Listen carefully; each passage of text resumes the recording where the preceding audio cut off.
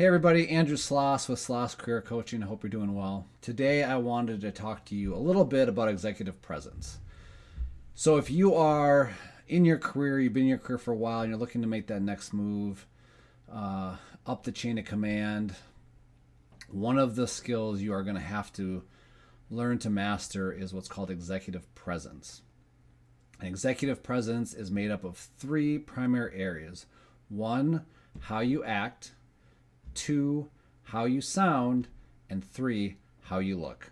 All three are very important. The first two, how you act and how you sound, are the most important, followed by how you look. And how you look is also very important because oftentimes how you look and how you present yourself is kind of the gateway to get you to the numbers ones and number two. If you can't pass the how you look test, then you're going to have trouble getting to how you act and how you sound. And that doesn't mean you have to be attractive.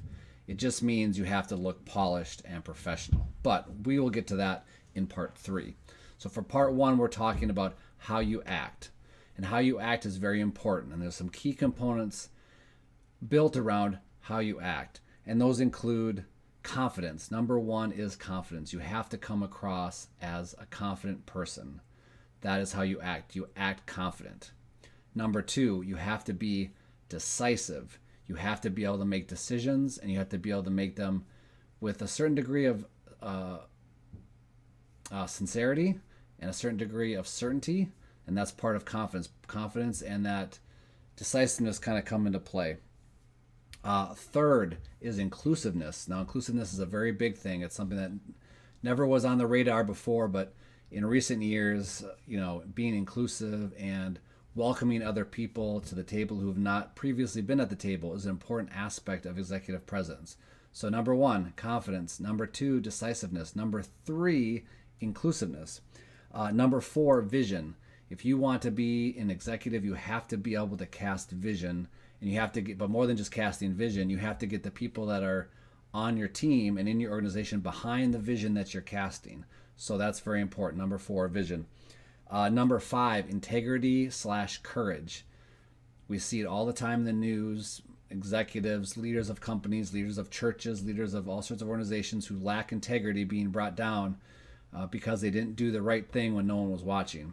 So having integrity is very important. Having courage, and courage kind of plays into that part. Like, okay, you have integrity, but when you do mess up, have the courage to cop to it. Have the courage to stand up and say, look, I messed up, but I'm going to make it right. So again, that was integrity/courage. And last is respect. You have to have respect for the people you work with. You have to have respect for your customers, for your clients, for those that you interact with day in and day out. You need to master all six of those as part of this. Just one part of executive presence. Keep in mind that we are talking about pillar one of executive presence, how you act. So to recap, under executive presence is how to act. And if you want to act as an executive, how you act is with confidence, with decisiveness, with inclusivity, with vision, with integrity, and with respect. And if you can get those, you're well on your way to not mastering executive presence, because executive presence is something you'll always have to work on throughout your career. But if you want to take that next step and be recognized as a leader in your organization, you need to start mastering how you act. We'll record part two later. Till then, catch you later.